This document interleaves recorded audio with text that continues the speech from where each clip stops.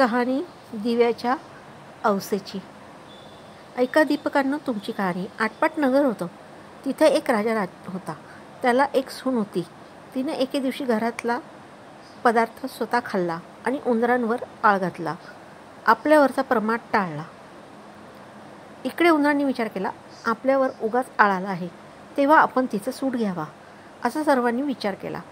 त्यांनी रात्री हिची चोळी पाहुण्याच्या अंथरुणात नेऊन टाकली. दुसऱ्या दिवशी हिची फजिती झाली. सासूदिरांनी निंदा केली. घरातून तिला घालवून दिली. हिचा रोजचा नेम असे, रोज दिवे घासावे, तेलवात करावी, ते स्वतः लावावे, खडीसाखरेनं त्यांच्या ज्योती साराव्या. दिव्यांच्या औसेची दिवशी त्यांना चांगला नैवेद्य दाखवावा. त्याप्रमाणे ही घरातून निघाल्यावर ते बंद पडलं. पुढं या औसेच्या दिवशी राजा शिकाराहून येत होता. एका झाडाखाली मुक्कामास उतरला. तिथं त्याच्या दृष्टीस एक चमत्कार पडला. आपले सर्व गावातले दिवे अदृश्य रूप धारण करून झाडावर येऊन बसले आहेत. एकमेकांपाशी गप्पा गोष्टी करत आहेत. कोणाच्या घरी जेवायस काय केलं होतं, कशी कशी पूजा मिळाली वगैरे चौकशी चालली आहे.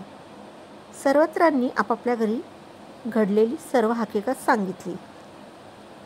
त्यांच्या मागून राजाच्या घरचा दिवा सांगू लागला, बाबांनो काय सांगू, यंदा माझ्यासारखा हतभागी कोणी नाही.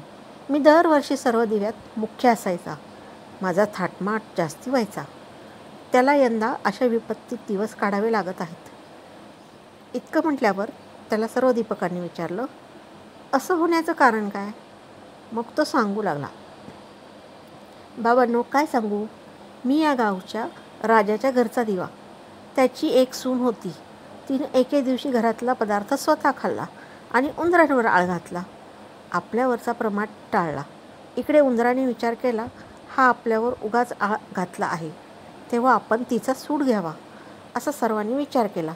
रात्री तिची चोळी पाहुण्याच्या अंथरुणात नेऊन टाकली. दुसऱ्या दिवशी तिची फजिती झाली. सासूदिरांनी निंदा केली.